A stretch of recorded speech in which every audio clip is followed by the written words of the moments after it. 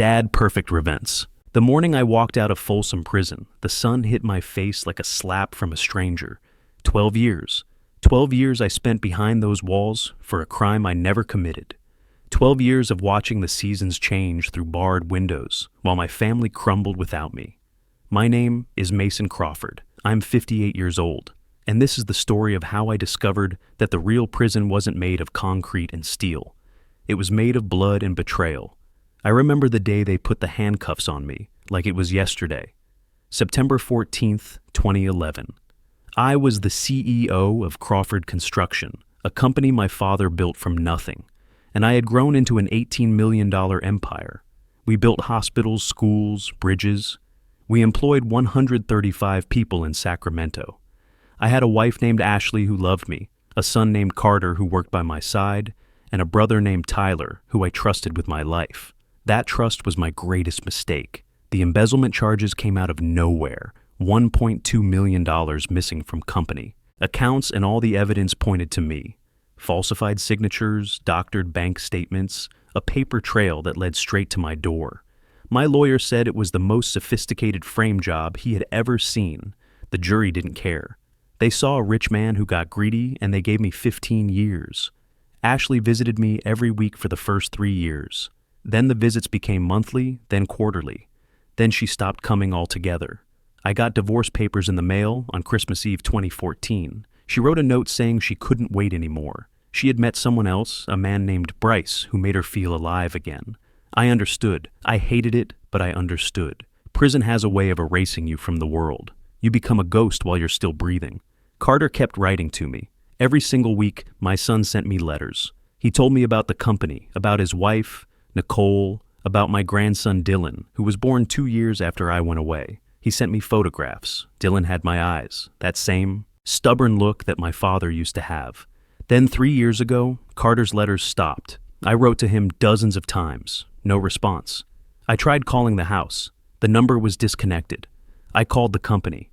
A secretary I didn't recognize said there was no Carter Crawford working there. When I asked to speak to Tyler, my brother, she put me on hold for 10 minutes before telling me Mr. Crawford was unavailable. Something was very wrong. I hired a private investigator with the little money I had saved. What he found made my blood run cold. Carter had been fired from the company 4 years ago. He and Nicole had divorced. He was living in a rundown apartment in Stockton, working at a warehouse for minimum wage. My grandson Dylan was with him, a 10-year-old boy who had never known anything but struggle. And Tyler, my dear brother Tyler, was living in my house, driving my cars, running my company. He had somehow convinced the board that I had signed over power of attorney to him before my conviction, a document I never signed, a document that was as fake as the evidence that put me behind bars. I spent my remaining years in prison planning, not revenge, justice. There's a difference. Revenge is hot and reckless. Justice is cold and precise. When I walked out of Folsom that morning, I had nothing but the clothes on my back and a bus ticket to Stockton. I had to see Carter first. I had to understand what had happened before I could fix it. The bus ride took 4 hours. I sat in the back watching California roll by through dirty windows. The world had changed while I was gone. People stared at little screens in their hands. Buildings I remembered were gone, replaced by new ones I didn't recognize. I felt like a time traveler who had landed in the wrong decade. Stockton was worse than I remembered. The address the investigator had given me led to a neighborhood that made me sick. Broken fences, dead lawns, cars on blocks. My son, who had once lived in a 5-bedroom house in Granite Bay, was now in a place where I would have been afraid to walk after dark. I knocked on the door of apartment 4C. Footsteps inside, a pause. Then the door opened and I saw what 12 years of absence had done to my boy. Carter looked like he had aged 30 years. He was 42, but he could have passed for 60. His hair was gray and thin, his shoulders were hunched, his eyes had the hollow look of a man who had stopped hoping for anything good. "Dad," he said. Just that one word, Dad. And then he fell into my arms and sobbed like a child. We sat in his tiny kitchen while he told me everything. The coffee was weak and the chairs were broken, but I didn't care. I just listened. "It started 6 months after I went to prison," Carter said. "Uncle Tyler came to me with documents. He said you had signed everything over to him before the trial. He said it was to protect the company in case you were convicted. I didn't believe him at first, but the signatures looked exactly like yours. The lawyers verified them. I didn't know what to do. What happened next? I asked. Tyler said I could stay on as a regular employee.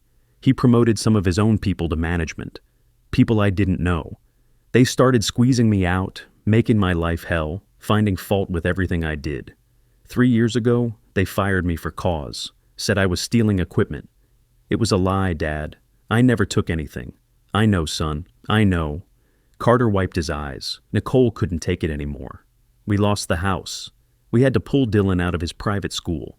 She said I was a failure. She said she didn't sign up for this life. She left and went back to Oregon. She sends Dylan a card on his birthday. That's it. Where is Dylan now? I asked. School. He's a good kid, Dad. Smart, but he's angry.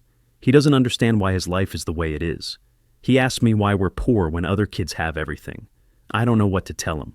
I reached across the table and took my son's hands. They were rough and calloused, the hands of a man who had been doing hard labor. I'm going to fix this, I said. How? Tyler has everything. He has lawyers, money, power. We have nothing. We have the truth. And we have something else he doesn't know about. What's that? Me? He thinks I'm a broken old man who just got out of prison. He thinks I'm going to crawl into a hole and disappear. He's wrong. I spent the next 3 weeks gathering information. I didn't go to Sacramento. I didn't announce my presence. I was a ghost, and ghosts don't knock on front doors. The private investigator was named Logan Miller. He was 40 years old, a former cop who had left the force after getting shot in the line of duty. He had a limp, a drinking problem, and a hatred for corrupt rich people that made him perfect for my purposes. Your brother is a piece of work, Logan said when we met at a diner in Elk Grove. He's been running Crawford Construction into the ground. Lots of cost cutting, safety violations, corners being cut everywhere. The company is worth maybe half of what it was when you went away. What about the documents? The power of attorney? Logan slid a folder across the table. I had a handwriting expert look at them. Off the record, of course. He says the signatures are very good forgeries, but they're definitely forgeries. There are microscopic differences in the pen pressure and stroke patterns. A good expert could prove it in court. What else? Your brother has a weak spot.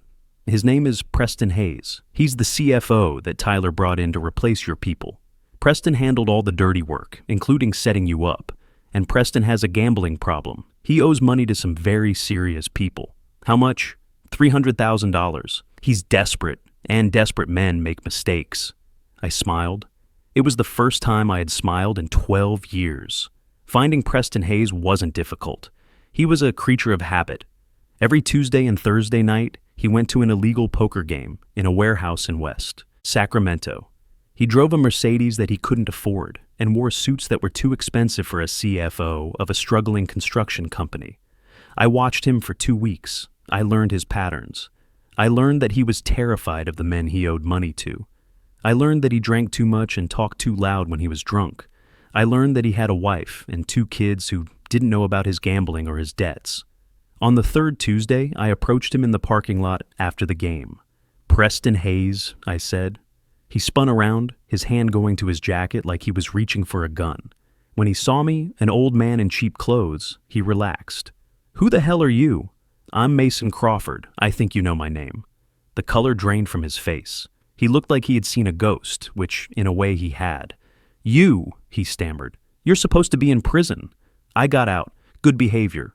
12 years of being a model prisoner, and now I'm back. Preston, I'm back and I know everything. I don't know what you're talking about. The forged documents, the falsified evidence, the $1.2 million that Tyler actually stole and blamed on me, the signatures that you helped create. I know all of it. Preston's hands were shaking. You can't prove anything. I can. I have a handwriting expert who will testify that the signatures are forgeries. I have bank records that show where the money really went. I have emails that Tyler thought he deleted but didn't. Technology is amazing these days, Preston. Nothing ever really disappears. This was mostly a bluff. I had some evidence, but not as much as I was claiming, but Preston didn't know that. And Preston was desperate. What do you want? He asked. I want the truth. I want you to tell me everything that Tyler did, and I want you to put it in writing. I want you to testify if it comes to that. I can't do that. Tyler will destroy me. Tyler is going to destroy you anyway. It's only a matter of time before those men you owe money to get tired of waiting. $300,000, Preston. That's a lot of money. How long do you think they were going to be patient? He stared at me. How do you know about that? I know everything. That's what 12 years in prison gave me. Time. Time to plan. Time to prepare. Time to find out exactly what happened while I was gone. Preston was quiet for a long moment. If I help you, will you protect me? If you help me, I'll make sure you don't go to prison. That's more than Tyler will do for you when things fall apart. And they will fall apart, Preston. The only question is whether you're on the winning side or the losing side when it happens. He broke right there in that parking lot with the smell of car exhaust and desperation in the air. Preston Hayes told me everything. Tyler had been planning to steal the company for years. He had always resented our father for putting me in charge instead of him. He was the older brother, after all. He thought it should have been his. But Dad saw something in Tyler that I was too blind to see, a darkness, a willingness to do whatever it took to get what he wanted. The embezzlement was Tyler's idea. He had Preston falsify records, forge my signature, plant evidence. He had people on the inside, accountants and lawyers who were loyal to him. When the investigators came, everything pointed to me. And the worst part? Ashley knew. My wife, my ex-wife. She knew what Tyler had done because Tyler told her. He had been having an affair with her for years before I went to prison. The man named Bryce who she had left me for. There was no Bryce. It was Tyler. It had always been Tyler. I sat in my car after Preston left and I cried. Not loud racking sobs, just quiet tears running down an old man's face. Ashley had betrayed me. My brother had betrayed me. The life I thought I had, the family I thought loved me, it was all a lie. But the tears didn't last long. I had work to do. Getting Preston's full confession took 3 more meetings. I recorded everything. I had him sign documents. I had him provide dates, names, amounts. I built a case that any prosecutor would drool over. But I wasn't going to the prosecutors. Not yet. First, I wanted to see my brother. Tyler still lived in my house, the house that my father had built in 1962. The house where I had grown up, gotten married, raised my son. It was a beautiful old Victorian in the Fab 40s neighborhood of Sacramento, worth over $2 million. I had made improvements over the years. A new kitchen, updated bathrooms, a pool in the backyard where Carter used to swim as a boy. Now, Tyler lived there with Ashley, with my wife, in my house. I drove up to the house on a Sunday morning. I had dressed carefully in the same cheap clothes I had worn when I got out of prison. I hadn't shaved in a week. I wanted to look like a broken man, a man who had given up. I wanted Tyler to underestimate me. The doorbell echoed through the house. I waited, my heart pounding. Footsteps. The door opened. Ashley stood there, 12 years older, but still beautiful in that cold, elegant way she had always had. She was wearing a silk robe and holding a cup of coffee. When she saw me, she dropped the cup. It shattered on the tile floor. Coffee splattered everywhere. Ashley's face went white. "Mason," she whispered. "Hello, Ashley. What are you doing here? I came to see my brother and my house. This is still my house, isn't it? Or have you managed to steal that too?" Tyler appeared behind her. He had gotten fat. Success and stolen money will do that to a man. His hair was thin, his face was soft, and his eyes had that same calculating look they had always had, the look of a predator. "Mason," he said smoothly. "What a surprise. I heard you were getting out, but I didn't expect you to show up here. Where else would I go? This is my home. Was your home. Things have changed, little brother. I'm afraid you're not welcome here anymore." I let my shoulders slump. I put on my best defeated expression. "Tyler, please. I just got out of prison. I have nothing, no money, no place to stay, nothing. I'm not here to cause trouble. I just want to talk." Ashley started to say something, but Tyler cut her off. "Let him in," he said. "I want to hear what he has to say." They led me into the living room. My living room. The furniture had been changed, the artwork replaced, but I could still see the bones of the home. I remembered the fireplace where Carter had hung his stocking at Christmas, the window seat where I used to read the newspaper on Sunday mornings, the corner where Ashley and I had put our first Christmas tree, all of it taken from me. "So," Tyler said, settling into a leather chair that probably cost more than Carter made in a month. "What do you want, Mason?" I just want to understand, I said quietly. I want to understand what happened, the company, the evidence, everything. I had a lot of time to think in prison, and none of it made sense to me.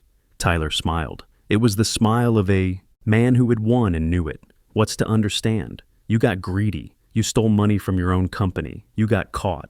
I didn't steal anything, Tyler. The jury disagreed. The jury was shown false evidence, forged documents, manufactured proof. Tyler's smile faltered slightly. That's a serious accusation? I looked at Ashley. She was sitting on the couch, her arms crossed, her face unreadable. And you knew, I said. You knew what he did, and you went along with it. You were sleeping with him while I was still your husband. How long, Ashley? How long were you betraying me? She didn't answer. She just stared at the floor. Tyler stood up. I think you should leave, Mason. You're clearly delusional. Prison has damaged your mind. I've been collecting evidence, I said calmly. I have Preston Hayes' full confession, signed, witnessed, and recorded. I have financial documents that trace the stolen money to accounts you control. I have emails you thought you deleted. I have enough to put you both in prison for the rest of your lives. The room went silent. Tyler's face turned red, then white. You're bluffing, he said. Am I? I pulled out my phone and pressed play on a recording. Preston's voice filled the room. Tyler Crawford approached me in 2010 with a plan to frame his brother for embezzlement. I helped him create forged documents and false bank records. In exchange, he promised me the CFO position and a percentage of the profits. I let the recording play for another 30 seconds, then stopped it. There's 4 hours of that, I said. Names, dates, amounts, everything you did laid out in detail. And Preston isn't the only one I've found. You made a lot of enemies over the years, Tyler. People who were happy to talk once they knew someone was finally listening. Tyler looked at Ashley. She looked at him. In that moment, I saw their relationship clearly for the first time. It wasn't love, it was partnership. Two people united by greed and guilt. What do you want?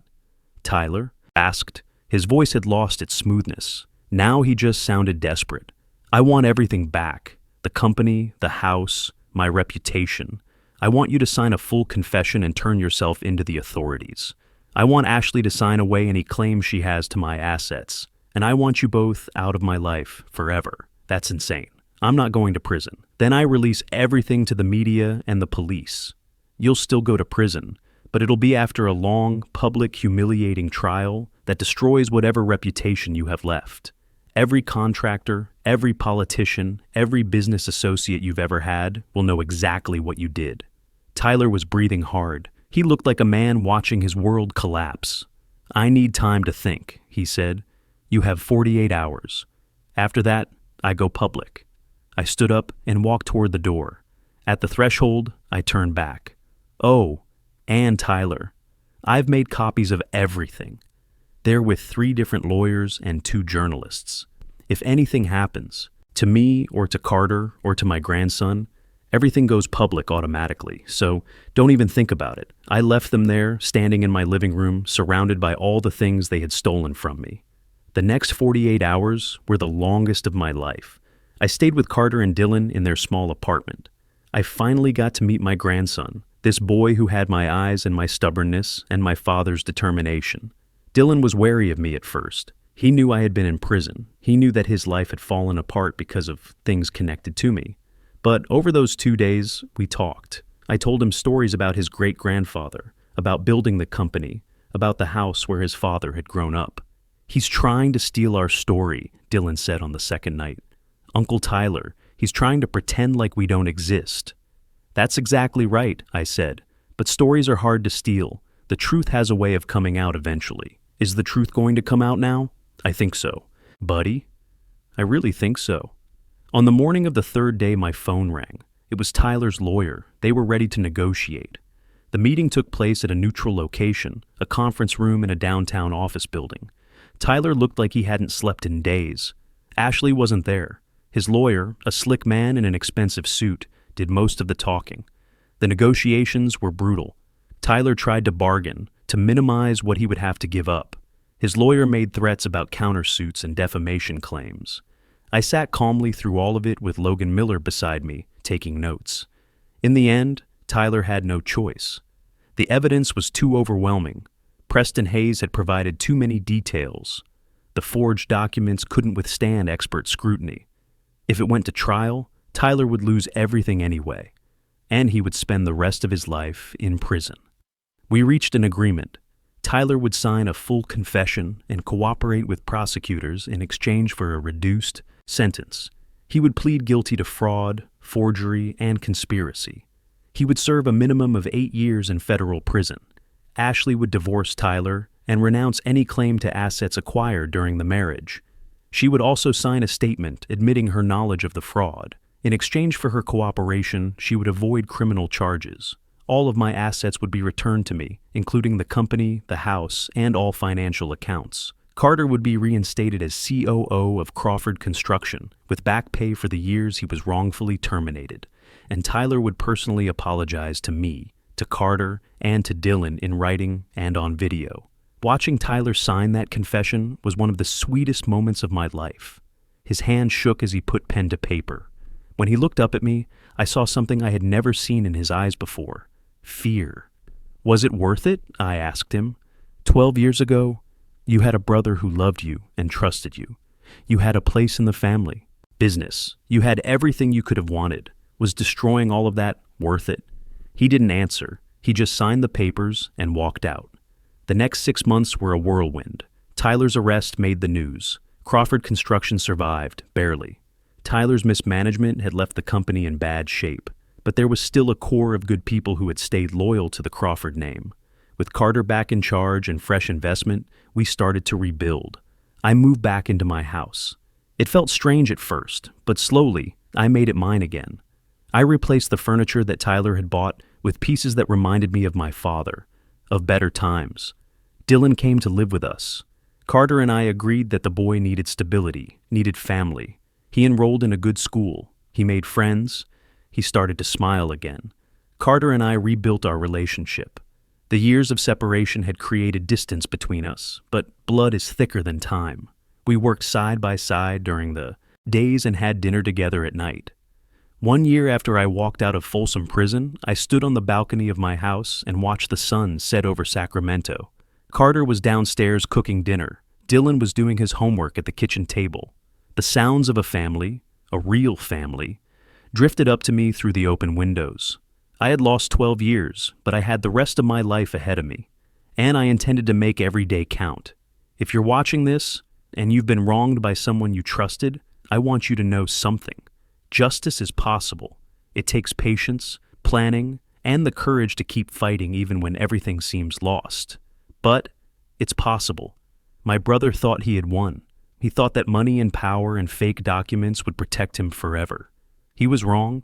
The truth has a way of surfacing no matter how deep you try to bury it. And if anyone watching this is facing a similar battle, take heart. Keep fighting. Keep gathering evidence. Keep believing in justice. Because in the end, the truth always wins. Always.